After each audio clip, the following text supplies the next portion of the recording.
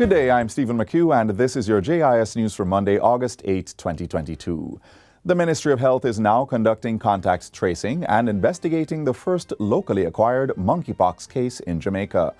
On Friday, the ministry announced that the new patient had no recent travel history and had not been linked to the two previously announced imported cases.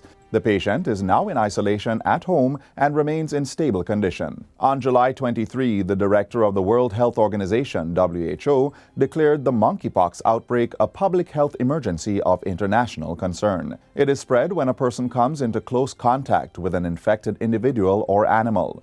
Person-to-person spread may occur through direct contact with monkeypox, skin lesions or scabs, and contaminated personal items such as clothing, bed linen, or towels used by an infected person. It can also be spread through respiratory droplets by way of coughing or sneezing of an individual with the rash. Symptoms are usually mild to moderate and include fever, intense headache, swelling of the lymph nodes, back pain, muscle ache, and/or rash on the skin.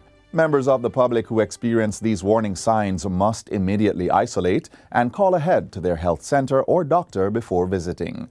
The Health Ministry is urging Jamaicans to heighten their adherence to the infection prevention measures for COVID-19, which are also effective in limiting the spread of monkeypox. These include frequent hand washing, sanitization, mask wearing, and physical distancing. Additionally, Jamaicans are encouraged to practice safer sex behaviors, as monkeypox can also be spread through sexual contact.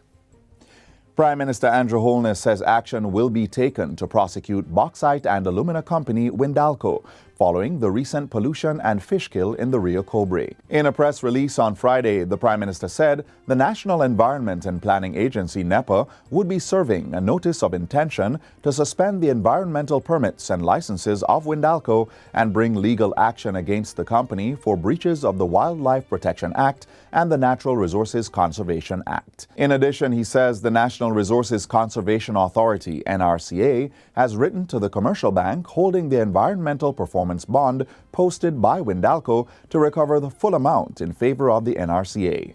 The company has been directed to replenish the environmental performance bond as soon as the drawdown is completed. Meanwhile, at a press conference on Friday, NEPA reported that its assessment found that during the period July 26 to August 4, Windalco lost control of its processes. This caused the release of thousands of liters of harmful trade effluent containing sodium hydroxide or caustic soda from the effluent holding pond at the Chalmont mud stacking and drying facility by way of the tributaries of the Rio Cobre.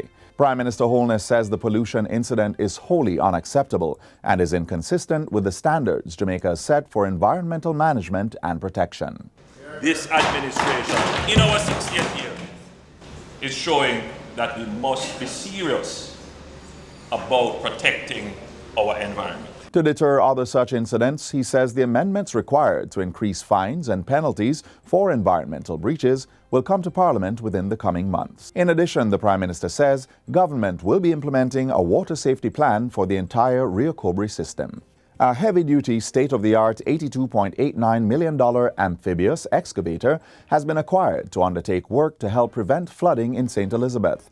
Minister of Agriculture and Fisheries Colonel Charles Jr. commissioned the equipment at Rocky Hill, St. Elizabeth recently. It will be used to clean rivers and streams in the upper and lower Black River morass, as well as drains in other areas of the parish. The National Irrigation Commission, NIC, will be responsible for managing and maintaining the excavator, which is expected to clean more than 42,000 meters of drains annually in the parish. Minister Charles Jr. says it puts St. Elizabeth in a state of readiness to mitigate the impact of flooding on farmlands and communities. This is the kind of equipment, as Minister Witter said, that we need now, so that we can do the work, but do it in a way that the result of it has a massive, positive, continuous, consistent impact. Among the communities to benefit from its acquisition and use are Elim River, Windsor Canal, Dover, Grossmont River, Brace River, Thornton, Wyas River, Georges Valley River, Barton Springs, and others. Chief Executive Officer of the National Irrigation Commission, Joseph Giles, says a robust maintenance program will be implemented to safeguard the asset. 183 Jamaicans will be equipped with skills in restorative justice over 9 weeks from August to October. They will be trained under the Ministry of Justice's National Restorative Justice Hybrid Facilitators Training Program. The 2022 cohort was launched on Thursday. Portfolio Minister Delroy Chuck, who addressed the virtual launch, encouraged the participants to remain committed to completing the program. There's a huge and challenging task ahead of us in Jamaica, and restorative justice must play an important part. We are being torn apart by disputes, disagreements, conflicts, wrongs of all kinds.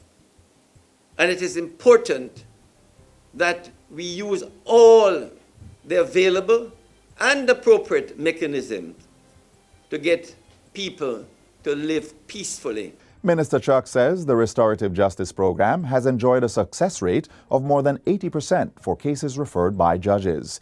When matters are referred from communities, the success rate is over 60%. Restorative justice is an alternative method of dispute resolution where all the parties with a stake in a particular offense come together to resolve collectively how to deal with the aftermath of the crime. Approximately 30,000 spectators attended this year's Grand Gala to celebrate Jamaica's 60 years of independence in a spectacular fashion at the National Stadium. The cultural showcase featured presentations in music, drama, song, and dance by costumed and uniformed groups, alongside popular local artists. Minister of Culture, Gender, Entertainment and Sport, Olivia Grange, lauded the event as the grandest. We have mixed traditional culture with technology. We have made a special appeal to the young people. We have brought young artists who excite them. And we also have our traditional dance form so that we can connect past, the present, and the future. It is very important for us to celebrate our culture. It is important for us to celebrate our achievements. And tonight is a celebration of who we are, what we have achieved, while we reflect on where we're coming from and where we want to go. During the event, Sanchez and Derek Morgan were honored with the Music Icon Award for their sterling contribution to the popularity of Jamaican music on the world stage. There was also a spectacular drone show in addition to the fireworks display.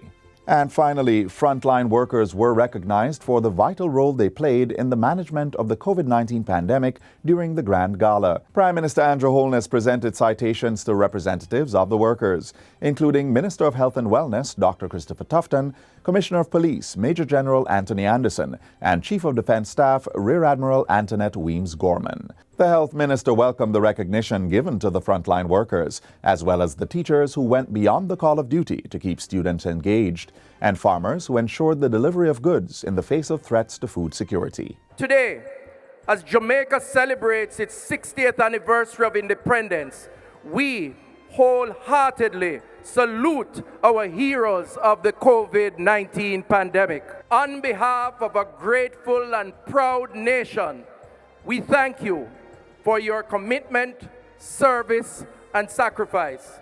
You have exemplified the greatness of our nation. And that's it for JIS News Today. I'm Stephen McHugh. Thanks for watching.